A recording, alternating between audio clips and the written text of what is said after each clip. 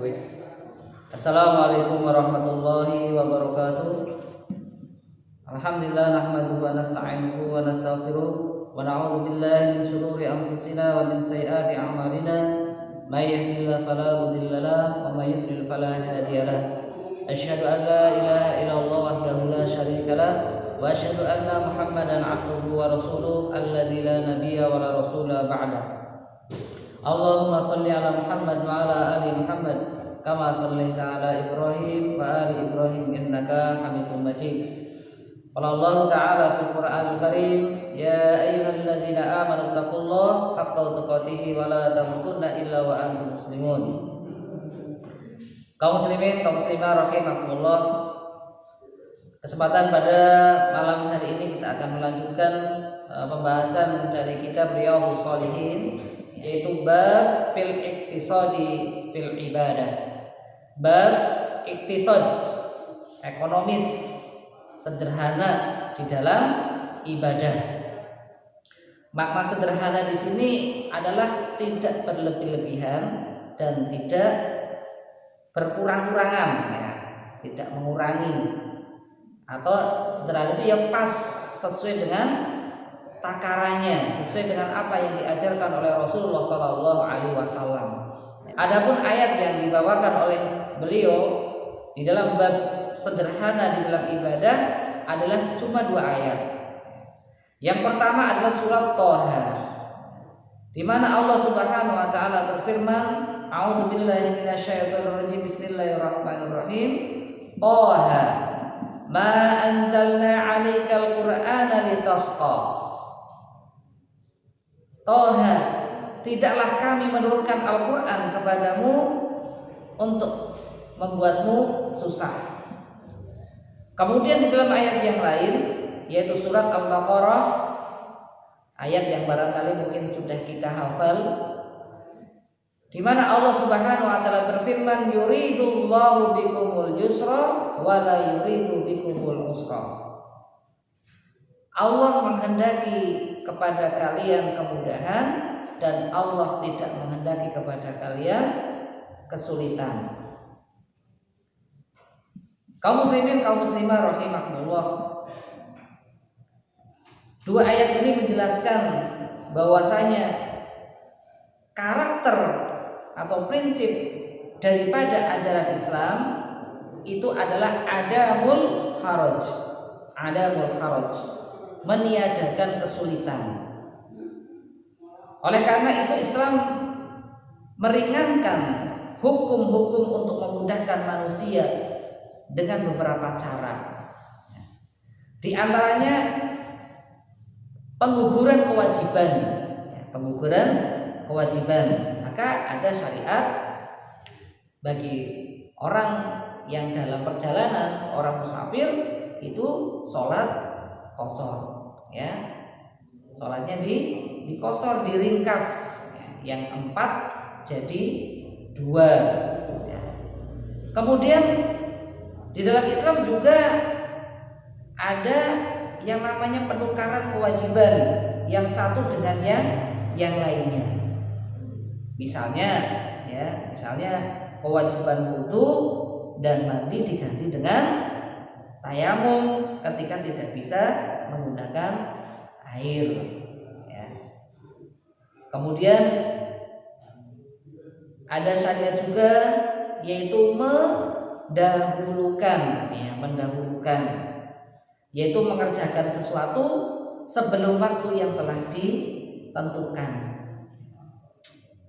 Seperti dibolehkannya sholat jamak takdim, ya.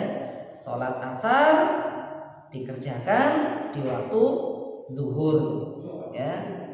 Kemudian juga menangguhkan, ya, menangguhkan, yaitu mengerjakan sesuatu setelah lewat waktu, seperti sholat jamak takhir, ya. Sholat zuhur misalnya, ya, dikerjakan di waktu asar, ya. Bahwasanya Allah Subhanahu wa taala menginginkan kita supaya sederhana di dalam beribadah, beramal, ya. kita tidak mempersulit diri, ya, tidak mempersulit diri. Jamaah rahimakumullah, setelah membawakan dua ayat tadi, maka Imam An-Nawawi beliau kemudian membawakan beberapa hadis. Ya. Di antara hadis-hadis yang dibawakan oleh beliau di dalam bab ini adalah yang pertama, saya bacakan. Wa an Aisyah radhiyallahu anha, dari Aisyah radhiyallahu anha, anna Nabiy sallallahu alaihi wasallam dakhala 'alaiha wa indaha imra'atun. Sesungguhnya Rasulullah sallallahu alaihi wasallam memasuki biliknya, kemudian di sisi Aisyah itu ada seorang wanita. Kemudian berkata Rasulullah, man hadi, siapakah ini?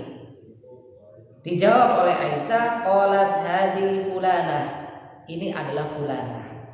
Tidak disebutkan namanya ya. Kemudian tadkuru min salatiha, sambil Aisyah kemudian menceritakan bagaimana sholat yang dilakukan oleh si wanita tersebut, ya, dengan menyebutkan semangat si wanita tadi dalam melakukan sholat, ya, semangat yang luar biasa tentang sholat si wanita tadi.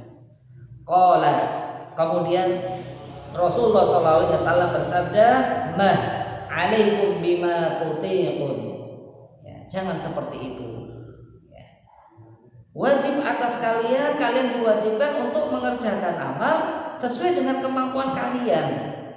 Fa wallahi la yamullahu hatta tamundu. Demi Allah, Allah tidak akan bosan jika kalian yang akan bosan sendiri. Wa kana ahabbud din ilaihi ma dawama sahibu alaihi. Sesungguhnya kata Rasulullah SAW, ketaatan din yang paling dicintai Allah, disukai oleh Allah adalah ketaatan yang dawam, yang terus menerus, yang istimror, yang berkelanjutan, berkesinambungan. Ya. Rasulullah mengkhawatirkan ketika si perempuan tadi sholatnya dengan sholat yang memberat-beratkan diri, maka dikhawatirkan nanti tidak bisa dilakukan dengan istimror, ya, terus menerus. Ya. Ini hadis yang pertama. Kemudian hadis yang kedua, wa an Anas radhiyallahu anhu, dari Anas radhiyallahu anhu, qala, dia berkata, jaa salasatu rahti ila buyuti azwajin Nabi sallallahu alaihi wasallam. Datang 3 orang ke rumah istri Rasulullah sallallahu alaihi wasallam. Datang 3 orang rumah istri Rasulullah sallallahu alaihi wasallam. Untuk apa mereka datang ke rumah istri Rasulullah? Yas'aluna an ibadatin Nabi sallallahu alaihi wasallam, untuk menanyakan tentang ibadahnya Nabi sallallahu alaihi wasallam. Falamma uhbiru ka'annahum taqaluha, maka ketika diceritakan, ya, bagaimana ibadahnya Rasulullah sallallahu alaihi wasallam, kemudian waqalu, mereka berkata, aina nahnu minan Nabi sallallahu alaihi wasallam, di mana kami dengan Nabi sallallahu alaihi wasallam, wa qad ghufira lahu ma taqaddama min dambihi wa ma ta'akhkhar. Rasulullah sallallahu alaihi wasallam beribadah seperti itu, karena yang diceritakan oleh istri Rasulullah itu ketika menceritakan, menjawab itu ya sebagaimana yang kalian lihat ibadahnya Rasulullah, dan kita tahu Rasulullah SAW itu kalau beribadah ya di depan para sahabat ya itu tidak pernah memberatkan sahabat-sahabatnya.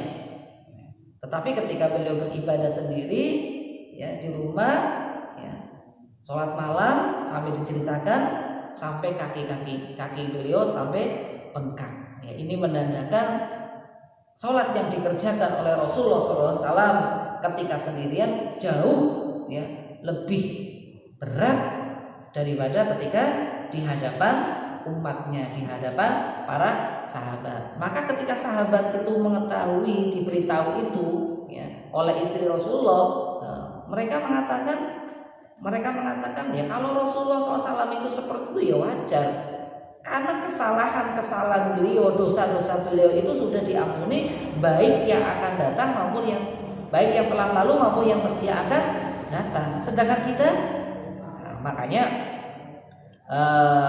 diceritakan di dalam hadis ini selanjutnya, qala ahaduhum, maka berkatalah salah satu di antara mereka, amma ana fa usallil laila abadan, kalau begitu saya akan sholat malam selamanya.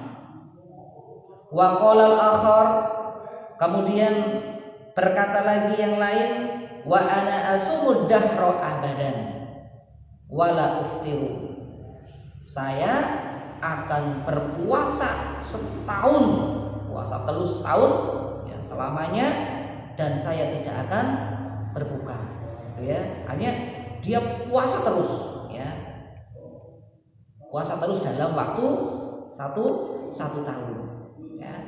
Wa qala al-akhar, dan berkatalah yang lain, laki-laki yang ketiga berkata, wa ana a'tazilun nisaa fala atazawwaju abadan, saya akan menjauhi wanita dan saya tidak akan pernah menikah selama-lamanya. Saya tidak akan menikah selama-lamanya.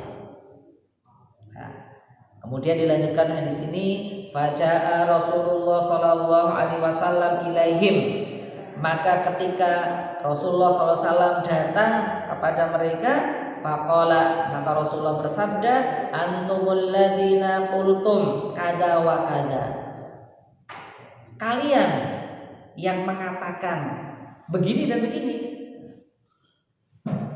Ternyata Rasulullah SAW dengar kalimat itu ya, kalimat-kalimat, ucapan-ucapan yang disampaikan oleh 3 orang laki-laki tersebut ya.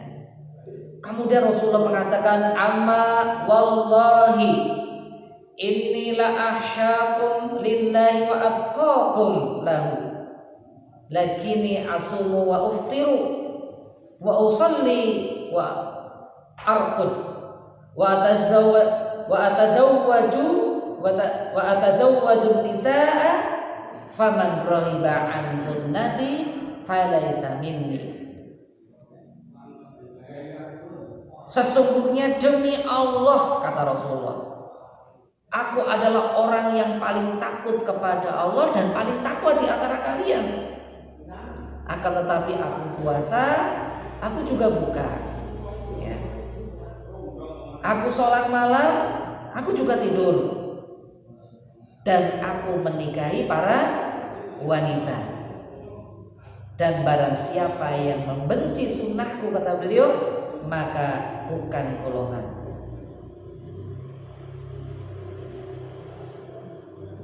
Hadis riwayat Bukhari Muslim ya. Jamaah rahimakumullah, kaum muslimin, kaum muslimah rahimakumullah, dari 2 ayat dan 2 hadis ini menjelaskan kepada kita ya, supaya kita di dalam beribadah itu tidak berlebih-lebihan ya. Supaya kita bersederhana di dalam beribadah, tidak berlebih-lebihan ya, tidak berlebih-lebihan. Karena apapun yang namanya berlebihan pasti tidak baik. Dan Rasulullah Shallallahu Alaihi Wasallam itu sangat paham hal itu. Makanya yang dikehendaki oleh Rasulullah SAW itu adalah menginginkan agar umatnya, agar para sahabat ya, bisa mengamalkan ibadah-ibadahnya secara kontinu, secara berkesinambungan, ya, secara kontinu, secara berkesinambungan, istimrar. Ya. Karena barangkali ketika seseorang yang beribadah dengan berlebih-lebihan, maka nanti dikhawatirkan akan menemui kejenuhan, kebosanan, sehingga bisa jadi dia akan meninggalkan amalan tersebut. Barangkali mungkin sementara ini saja yang bisa kita sampaikan, ya. Sementara kita baru sampai hadis yang kedua dulu, ya. Mudah-mudahan kita bisa melanjutkan di hadis yang berikutnya di pertemuan yang akan datang. Demikian, banyak salam, mohon maaf. Assalamualaikum warahmatullahi wabarakatuh.